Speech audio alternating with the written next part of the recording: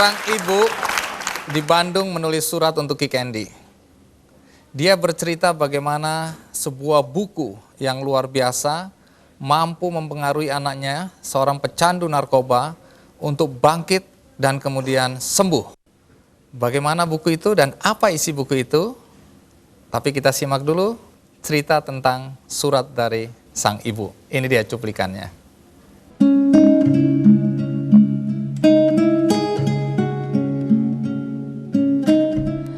Pak Andi F. Noya yang saya hormati.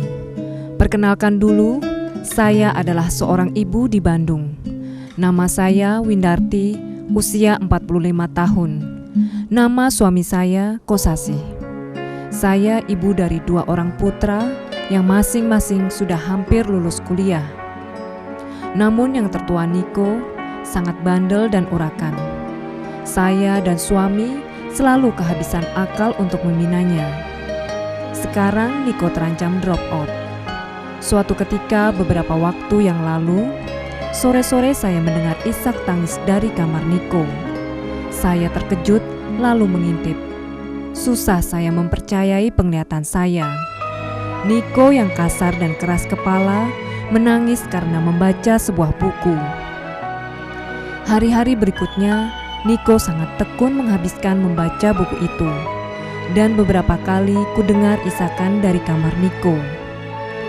Selanjutnya keajaiban terjadi pada Niko, putra tertua saya itu. Ia membaca buku itu berkali-kali dan ia kembali menekuni skripsinya yang telah ia tinggalkan hampir setahun. Niko mendadak menjadi anak baik gara-gara sebuah novel. Saya sempat tergetar waktu Niko bilang kali ini ia bertekad menuntaskan rehab ketergantungan obatnya. Rehab ini berkali-kali gagal sampai keluarga kami putus asa. Apakah sampai sekuat itu pengaruh sebuah buku? Saya tak sanggup berkata apa-apa. Saya tidak mencuci, tidak memasak. Sehari-hari saya hanya menangis. Niko bilang ia merasa malu pada perjuangan ibu guru di buku itu dan malu pada tokoh Lintang, anak miskin yang pintar dan terpaksa berhenti sekolah karena kekurangan biaya. Niko menjadi anak baik karena sebuah novel. Novel itu adalah Laskar Pelangi. Salam Kamis keluarga, Kosasih dari Bandung.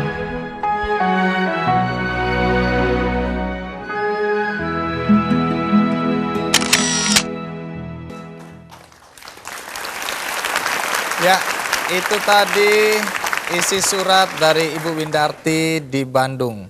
Di sini sudah ada Siska dan Feby, 2 pembaca buku Laskar Pelangi yang juga mengaku terinspirasi atau tergugah oleh buku tersebut. Nah, kalau Siska mengaku bahwa sesudah membaca Laskar Pelangi ini, kemudian ada perubahan dalam sikap, dalam hidup. Apa sih yang terjadi waktu itu? Jadi kan itu menceritakan perjuangan 10 anak itu ya, Laskar Pelangi, yang sekolah itu demikian susah gitu. Jadi membuat saya ingat, saya mungkin selama ini sering mengasihani diri gitu ya. Jadi aduh apa-apa kok susah gitu kan.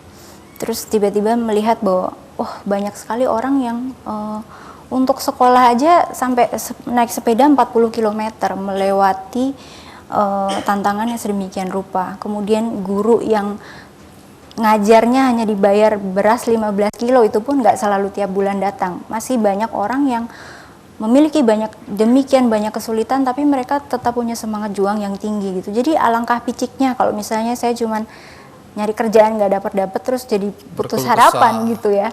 Banyak sekali yang dialami orang yang jauh lebih berat dari kita. Iya, gitu. Berarti Anda sedang bercerita tentang salah satu tokoh di situ namanya Lintang ya, yang bersepeda 40 km pulang pergi berarti 80 km setiap hari dengan sepeda butut yang rantainya suka putus. Iya, betul. Dan untuk mencapai sekolah, Lintang ini harus menyeberang sungai yang ada buayanya.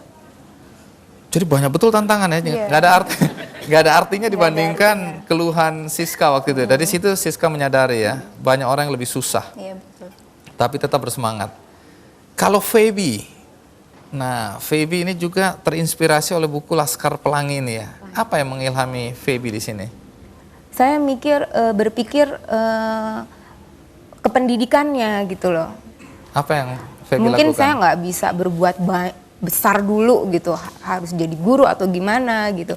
Saya cuma ingin membagi, karena saya suka baca, saya ingin berbagi dengan yang lain, dengan anak-anak yang lain. Mungkin saya bercita-cita ingin mempunyai perpustakaan. Ya mungkin waktu itu sempat ada kegiatan kita ngumpulin buku-buku, terus kita kasih ke sekolah-sekolah kecil lah di pinggiran kota Bogor gitu. Mungkin dari yang kecil dulu saya ingin membagikan semangat untuk berjuang gitu. Apa namanya, mimpi-mimpi seperti bukunya Andrea Hirata. Nah, ngomong kalau Siska nemu buku ini di mana? Dipinjemin sama teman sekamar. Jadi karena dia tahu saya suka baca, terus malam-malam dia udah bingung gitu mau ngapain ya, terus katanya, "Sis, udah baca aja tuh, ada buku," dipinjemin. Dia juga dipinjemin juga. Kayaknya sih bagus. Terus udah saya baca, tengah malam gitu dia bangun mau ke kamar mandi. "Lu kenapa?" Udah nangis, udah apa nggak jelas gitu. Jadi Baca buku ini iya, nangis? nggak berhenti sampai selesai gitu. Kalau Feby? Kalau saya dari Bagaimana cerita bisa baca buku ini? sebuah milis cinta buku. Jadi dalam beberapa minggu itu diulas terus Laskar Pelangi, kehebatannya ininya, cerita Andrea Hirata. Jadi saya tertarik, di buku apa sih gitu. Sebenarnya awalnya agak-agak gimana gitu dengan buku ini, kok heboh banget, jangan-jangan gimana gitu. Ternyata pas dibaca nggak bisa berhenti. Ikutan nangis juga sih. Buku ini merugikan banyak orang nih. Udah bayar mahal nangis pula kan? Tapi banyak ketawanya juga. Banyak ketawanya. Banyak adegan lucu di sini Iya, dan juga adegan yang menyentuh hati ya. Iya. Baik, Siska, Feby, terima kasih udah mau datang di acara Kikendi untuk berbagi pengalaman mengenai buku Laskar Pelangi ya.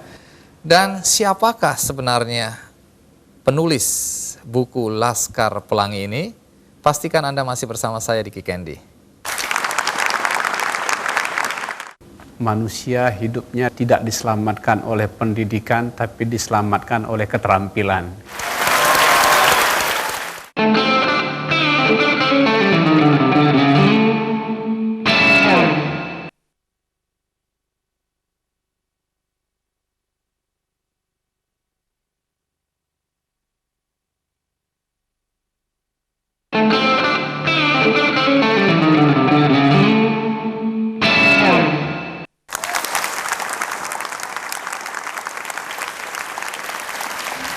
Ya, bersama kita saat ini ada Dr. Gigi Era. Dr. Gigi yang juga terinspirasi oleh buku Laskar Pelangi. Apa yang terjadi pada Anda? Pada saat itu saya seorang dokter yang baru lulus PTT atau PTT di Purwakarta. Kemudian saya bingung mau ngapain gitu. Akhirnya saya mau buka praktek sendiri, saya tidak percaya diri. Mau nunggu menjadi pegawai negeri akhirnya. Kemudian di buku Laskar Pelangi pada bagian akhir disebutkan ada tokoh mahar, seorang yang pandai dalam bidang seni. Nah dia ternyata setelah dewasa dia cuman menjadi seorang pelatih beruk. Dan dia orang yang Beruk hanya itu monyet yang manjat pohon kelapa itu ya? Iya kali ada gitu. Dia hanya menunggu panggilan dari Pemda untuk menjadi tenaga honorer. Dia jadi hanya menunggu nasib memanggil dia, bukan dia yang berusaha untuk merubah nasib. Akhirnya dari situ saya terketuk, oh kok sama seperti saya gitu. Saya hanya menunggu pembukaan pegawai negeri gitu. Akhirnya dari situ saya berpikir saya harus mandiri, saya harus bisa bekerja dengan saya berusaha sendiri tanpa tergantung dari pemerintah. Alhamdulillah sekarang sudah punya tempat praktek sendiri. Itu terinspirasi dari buku Laskar Pelangi.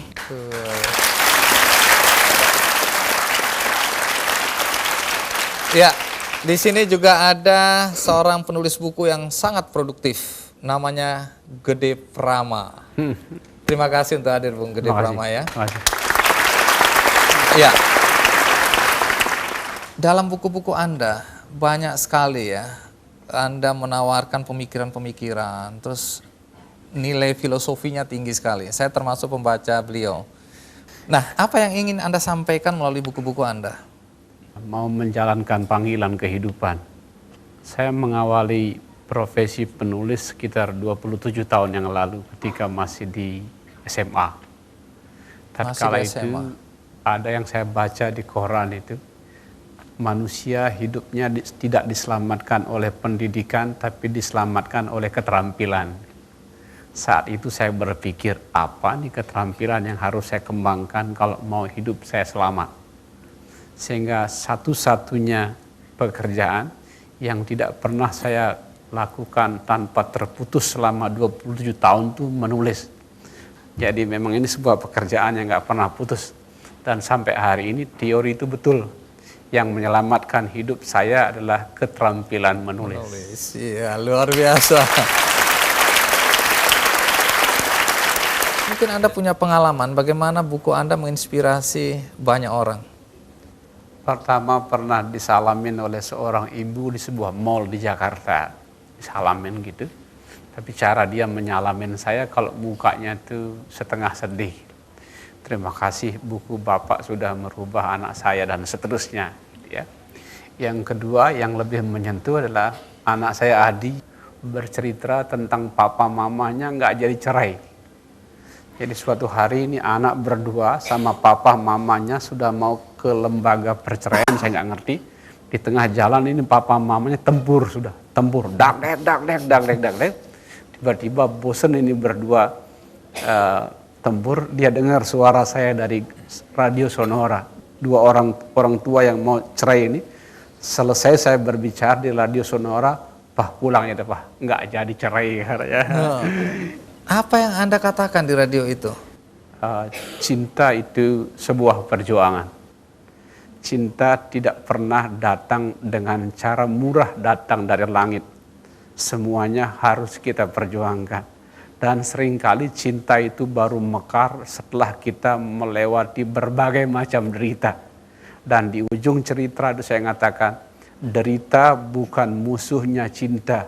Derita itu sedang membuat cinta jadi lebih dewasa. Gitu ceritanya.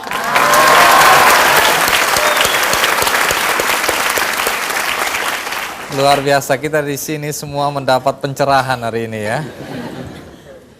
Nah, di samping Anda ada seorang penulis juga, namanya Joseph Landry. Jadi saya pembaca buku beliau, tapi belum pernah ketemu orangnya. Jadi hari ini saya baru pertama ketemu beliau ini. Buku pertama yang dibaca, saya dan istri membaca itu Mimpi Anak Jadi Naga. Apa sebenarnya isi buku itu? Ini Mimpi Anak Jadi Naga ini kalau Chinese-nya adalah Wang Zi Chenlong. Itu memang ada ceritanya sebenarnya Pak. Bahwa sebenarnya orang tua itu semua pengen anaknya sukses. Paling tidak punya posisi, terkenal, punya duit, punya apa. Paling nggak juga hidup yang nyaman lah begitu. Nah, dalam hal ini saya pelajari gini. Anak itu sebenarnya semua punya bawaan, Pak. Saya percaya itu bahwa ada bawaan. Memang sih betul orang bilang kita bisa ngelesin A, B, C, D. Tapi nggak semua itu bisa jadi nantinya. Nah, zaman sekarang ini, in the last 20 years belakang ini, karena orang tua banyak punya uang, dulunya dia mungkin miskin, sekarang banyak uang. Jadi dia embat aja apa aja, pokoknya anaknya mesti lebih dari dia. Nah, itu yang saya inspirasikan bahwa mungkin kurang tepat. Jadi saya bilang, biarlah anak itu jadi apa adanya. Tentu saya nggak mengatakan bahwa kalau dia narkoba, biarin dia narkoba ya. Bisa rusak itu. Tetapi banyak orang tua begini, coba anggap ya, yang simple aja. Saya katakan kalau bebek, iya jadi bebek, jangan paksa jadi elang. Karena kalau paksa jadi elang, nanti tuh anak jadi belang, nggak bebek, nggak elang. Right? Mendingan gini, saya katakan jadi bebek yang bener bebek beneran gitu. Bisa kuek, bulunya bagus, bisa berenang, terbangnya pendek. Itu Ya, inti dari itu ceritanya. inti dari Mimpi Anak Jadi Naga. Baik, Era, dari pengalaman membaca buku kemudian mengubah hidup Era. Nah, sekarang adakah pesan yang bisa dibagi bagi teman-teman lain dalam konteks bagaimana buku menginspirasi hidup seorang dokter gigi seperti Era? Dari membaca buku itu saya bisa tahu ternyata ada orang yang kehidupannya lebih menderita dari saya, tapi ternyata dia dengan semangat yang tinggi bisa merubah hidup dia dari seorang kuli ngambat sekarang sukses sebagai pengarang yang sukses. Baik, dan pastikan Anda akan tetap di Ki Candy karena pengarang bukunya akan segera tampil. Siapa murid terakhir yang menggenapi sehingga menjadi 10? Coba agak dramatis ini.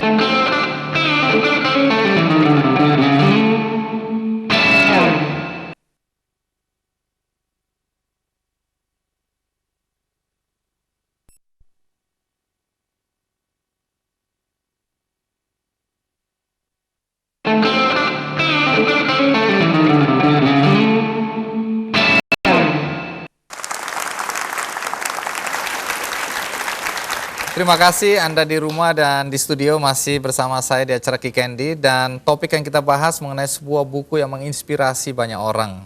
Judulnya Laskar Pelangi. Dan bagaimana kalau sekarang kita panggil penulisnya, Andrea Hirata.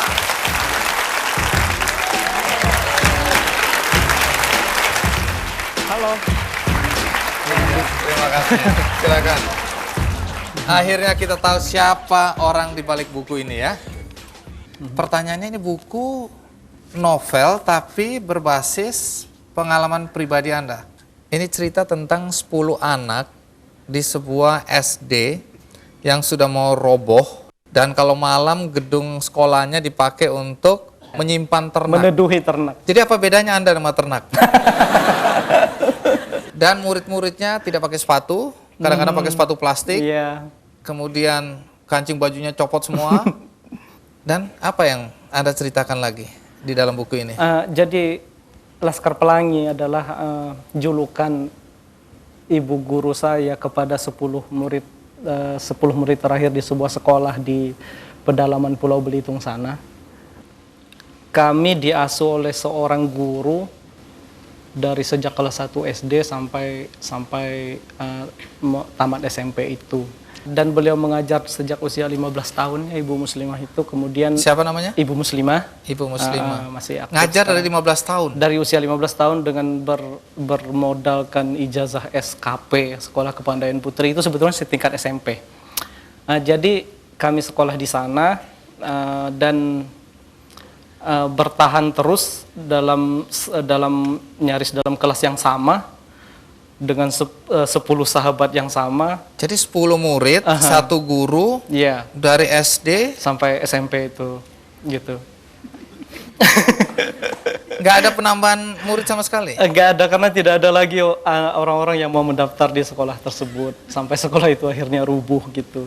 Dan kami juga dulu kalau ujian atau ulangan gitu dititipkan ke sekolah lain yang jauh gitu. Karena sebetulnya secara administratif sekolah itu nyaris tidak ada. Secara formal itu tidak ada. Ini hanya karena inisiatif seorang guru yang Ibu Muslimah ini. Muslimahnya. Ini menarik, saya baca. Siapa murid terakhir yang menggenapi sehingga menjadi 10? Coba agak dramatis ini. Jadi pada hari pendaftaran pertama sudah hampir siang, itu muridnya tuh tidak genap 10.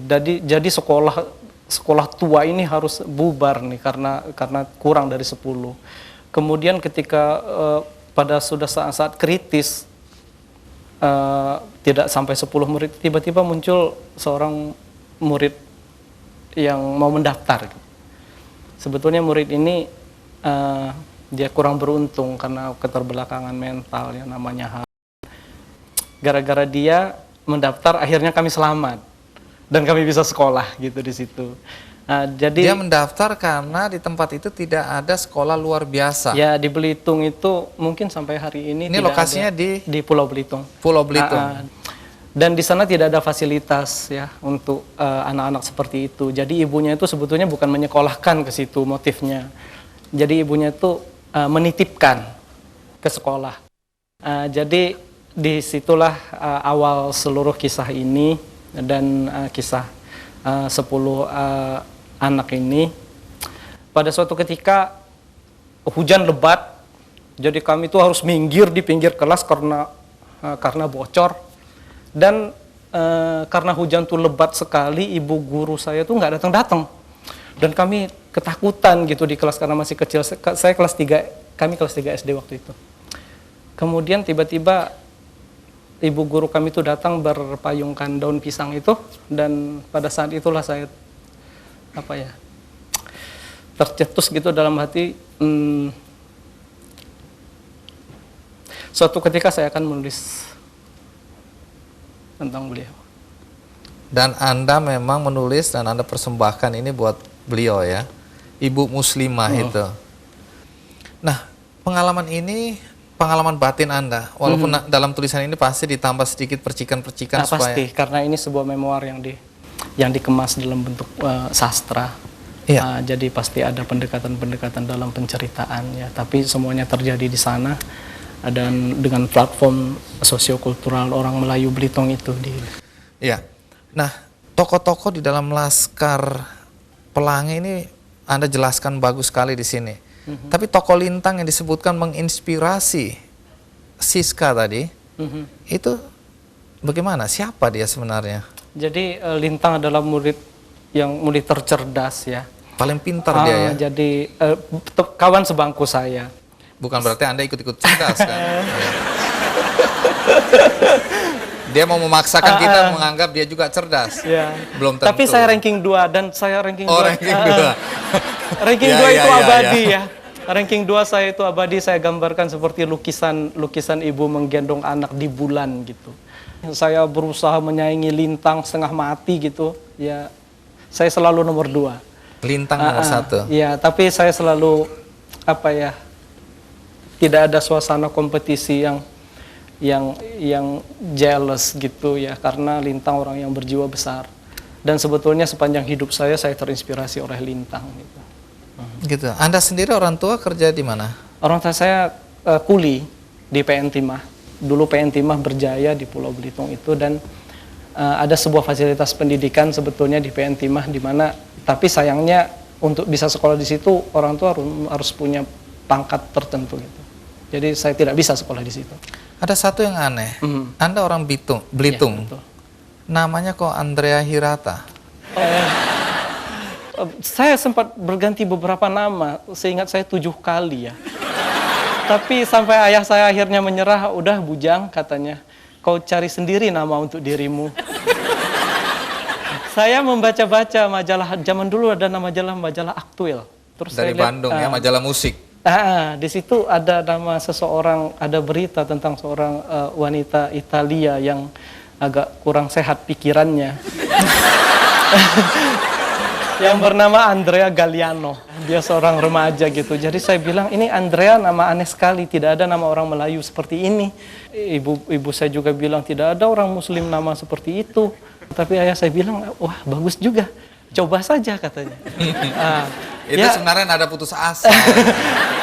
Jadi kemudian nama saya begitu. Hirata dari mana? Saya rasa itu nama orang kampung saja. Oke, menarik karena apapun juga seorang Andrea mengalami sebuah perjalanan panjang dari sebuah desa kecil dengan pendidikan yang seadanya. Nanti kita akan saksikan bagaimana akhirnya seorang Andrea bersekolah di Prancis.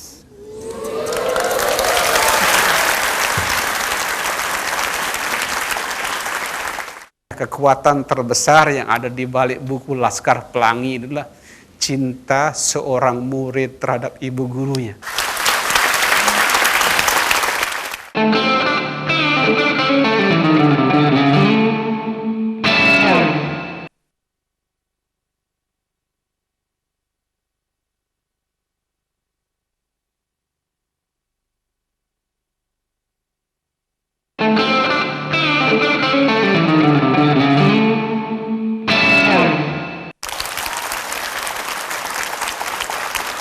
Ya, singkatnya Andrea Hirata ingin menjelaskan atau mengungkapkan satu pengalaman hidupnya.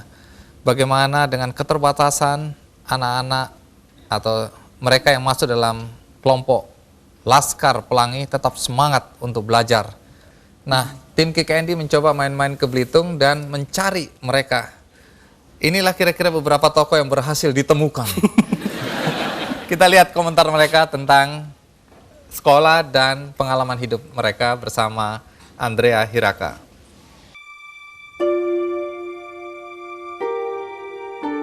Sekolah satu dengan sekolah lain jaraknya tidak terlalu jauh gitu. Jadi kami memang tidak merasa walaupun hanya murid di kelas beberapa orang tidak merasakan sepi gitu. Saya meyakini betul guru-guru kami itu mereka tulus ikhlas. Saya sekolah sama Andrea Hirata ini, sekolahnya tidak seperti sekarang ini. Dulunya kami sekolah nggak pakai alas kaki, celana ini ada robek-robek gitu. Kalau sekolah rajin, biar kadang-kadang nggak pakai sandal sekolah. Kalau sekarang kan udah pakai seragam ya. Kalau dulu nggak pakai seragam boleh, nggak pakai seragam juga boleh. Ceritanya, sekolah pengen lah, banyak teman-teman lah, sama siapa ya nama-nama lupa ingat lah. Lupa ingat aku lah. Kami di Zemodia tuh semuanya serba minim gitu. Pertama dari gedungnya sangat minim sekali gitu. Dari gurunya cuma 2 orang. Cuman sukanya saya kami 11 orang itu memang satu kekompakan gitu. Artinya antara satu dengan yang lain itu saling mengenal. Iya, mereka sudah berbeda dibandingkan foto mereka waktu kecil ya. Di sini ada salah satu anggota Laskar Pelangi, namanya Syahdan, dan orangnya sudah ada di sini. Jadi bisa cerita sedikit pengalaman hidup Anda waktu kanak-kanak bersama dengan anggota Laskar yang lainnya. Waktu dulu kita memang ada kadang sulit ya, ada kadang, tapi kita tetap kerjasama sesama 10 orang ini kita tetap kompak ya. Jadi kalau ada setiap masalah di luar, memang kita suka rundingkan. Tapi kalau saya lihat hampir semua yang diwawancara itu terkesan sama ibu muslimah. Apa yang Anda ingat tentang ibu muslimah ini? Dia sebagai seorang guru ya benar-benar mendidik muridnya sangat disiplin, kemudian sesuai dengan kaidah agama ya. Kenapa disebut Laskar Pelangi ya? Ketika itu saya belum sadar ketika beliau memanggil kami Laskar Pelangi, maksud yang tersembunyi di balik panggilan itu. Tapi setelah saya dewasa sekarang saya mengerti. Sebetulnya beliau tuh mengobarkan semangat kami dengan kata Laskar itu ya, karena Laskar kan pejuang. Kembali ke tokoh Lintang, saya kutip ada surat dari Lintang ya, pada saat kematian ayahnya. Ya. Di sini Lintang waktu ayahnya meninggal mengirim surat untuk ibunya, bunyinya singkat aja ya. Saya kutip dari buku Anda ini. Ibunda guru, ayahku telah meninggal. Besok aku tidak akan ke sekolah. Salamku, Lintang. Dan sejak itu Lintang tidak bisa sekolah lagi. Kenapa? Ya karena Lintang adalah anak laki-laki tertua ya, dari sebuah keluarga di mana segala sesuatunya itu ditumpukan kepada ayah. Dan ketika ayahnya meninggal, ya dia harus menanggung semua itu. Bung Gede Prama, bagaimana Anda melihat kisah dari Andrea ini dalam konteks menginspirasi orang? Buku Laskar Pelangi saya dengar dan saya jadi pendengar yang baik.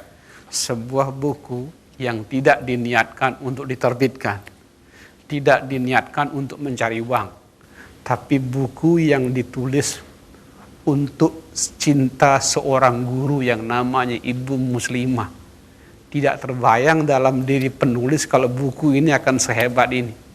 Sehingga kekuatan terbesar yang ada di balik buku Laskar Pelangi adalah cinta seorang murid terhadap ibu gurunya.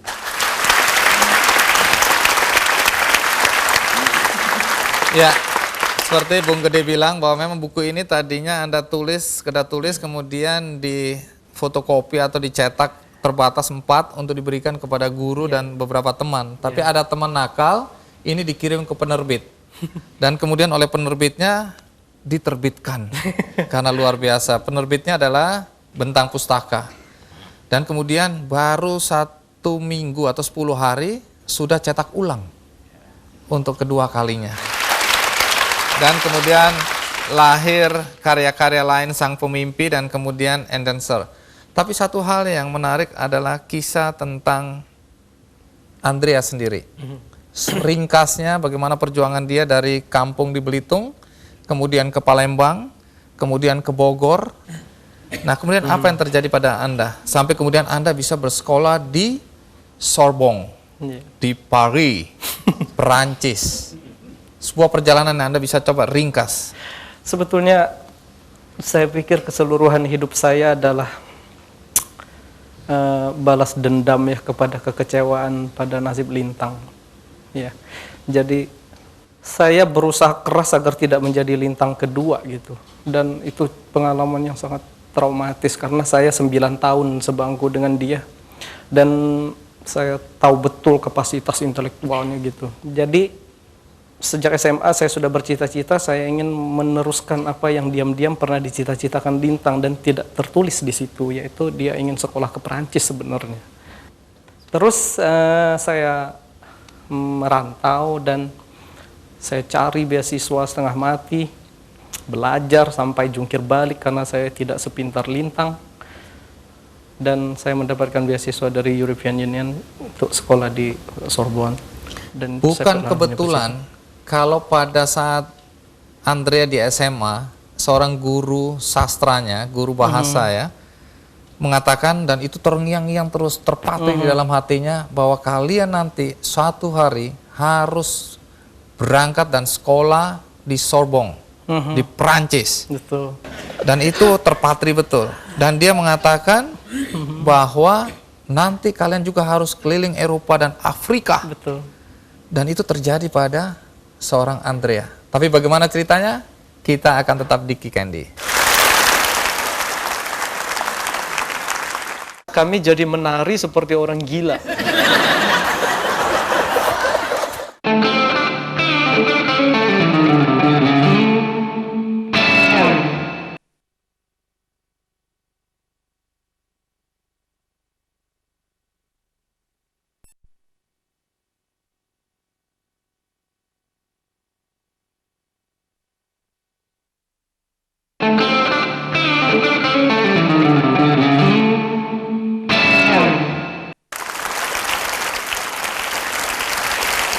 Ya, sebelum Andrea mendapat beasiswa ke Prancis untuk bersekolah, dia sempat menjadi penjaga fotokopi di kios di dekat IPB Bogor.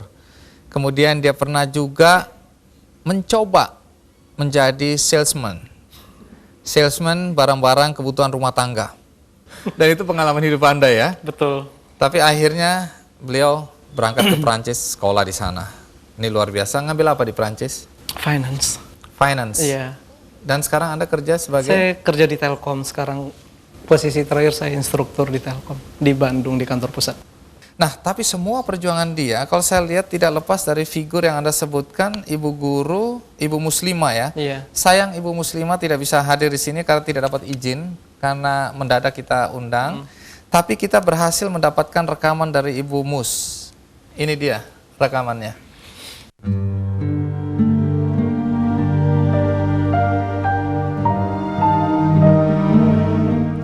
Di Desa Gantung, Pulau Belitung, Kabupaten Belitung Timur, Muslimah mendedikasikan seluruh hidupnya mengajar bagi kemajuan pendidikan anak-anak Belitung. Sudah puluhan tahun, Muslimah menjalani profesinya sebagai guru. Ia pun masih mengingat dengan jelas saat-saat memprihatinkan ketika mengajar di sebuah sekolah dasar swasta Muhammadiyah. Selama lebih kurang 13 tahun, Muslimah mengajar di SD Muhammadiyah. Namun keadaan SD yang rusak parah membuat SD itu ditutup pada tahun 90-an dan diganti dengan bangunan baru milik pemerintah. Awalnya SD Muhammadiyah memiliki murid yang banyak. Namun lama-kelamaan hanya tinggal sekitar 10 orang. Disinilah dulunya anak-anak yang menyebut dirinya Laskar Pelangi menuntut ilmu. Sebagai guru, saat itu Muslimah tidak mendapat bayaran yang sepantasnya. Dari hanya digaji Rp2.000 hingga Rp17.500. Namun hal ini tidak membuatnya putus semangat untuk mengajar. Dan semangat itu jugalah yang menular kepada murid-muridnya, hingga Muslimah pun dikenang sebagian besar bekas muridnya sebagai guru yang perhatian, baik dan bijaksana. Bahkan mereka pun sangat terkesan dengan cara ia mengajar. Iya, itu tadi Bu Muslimah ya. Konon pernah ngajar 13 tahun tanpa gaji. Betul. Dan terus mengabdi. Iya. Nah, itu ada kamera sebelah sana, mungkin kalau nantinya ini ditayangkan kemudian Ibu Muslimah menonton, adakah pesan yang ingin Anda sampaikan? Ibu Muslimah,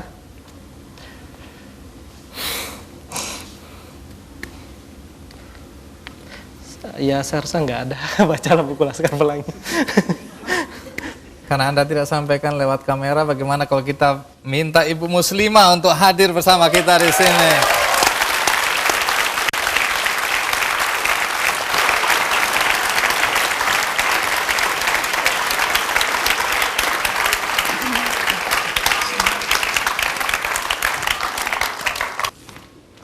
Ya, silakan dulu Ibu Muslimah. Terima kasih banyak ya sudah datang jauh-jauh dari Belitung. Tapi Andrea kenapa nangis? Iya, enggak. Apa yang Anda pikirkan? Wah, saya nggak bisa bilang apa-apa nih. Ibu sudah baca bukunya Andrea? Sudah. Apa yang Ibu rasakan waktu Ibu baca? Setelah Ibu baca, ya Ibu tidak bisa lagi menitikkan air mata, mungkin sudah kering gitu. Sangat terharu lah gitu. Bangkit lagi lah keprihatinan yang pernah terjadi pada waktu itu gitu. Ya nggak pernah terbayangkan lah gitu, Mas. Saya akan mempunyai murid seperti dia gitu.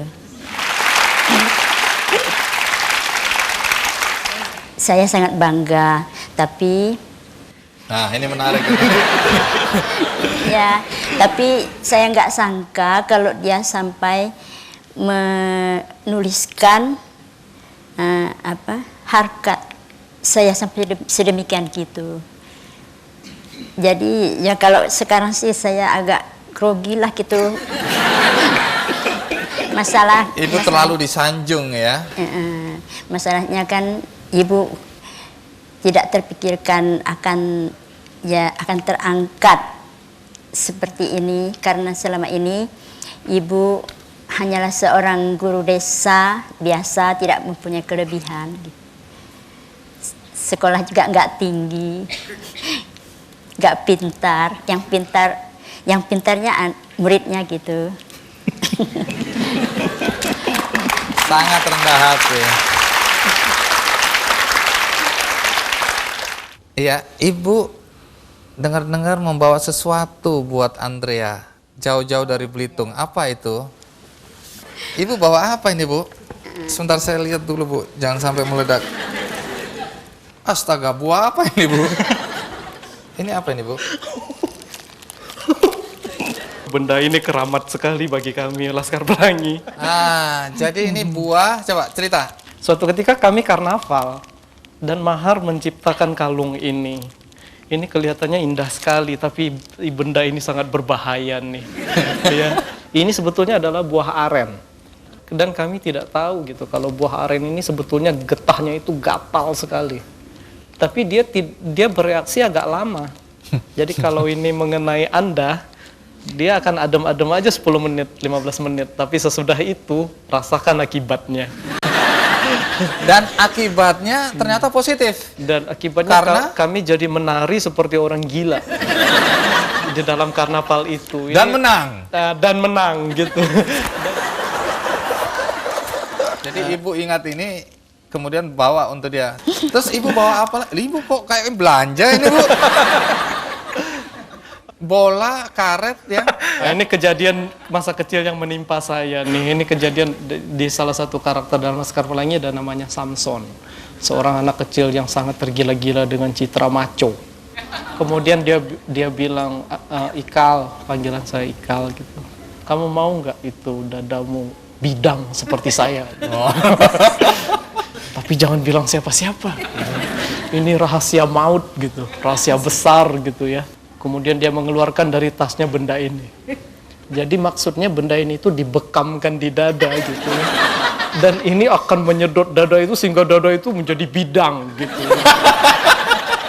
Dan Anda percaya?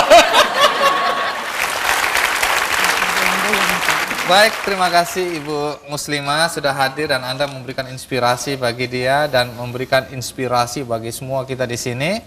Dan sebelum berakhir, kita akan bagikan buku ini satu-satu buat Anda yang ada di sini.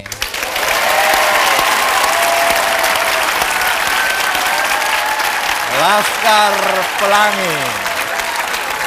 Dan bagi Anda yang di rumah, Anda juga bisa mendapatkan buku ini melalui kikandi.com. Dan sebelum kita akhiri, bagaimana kalau kita menikmati satu alunan suara dari Bina Vokalia Pranajaya.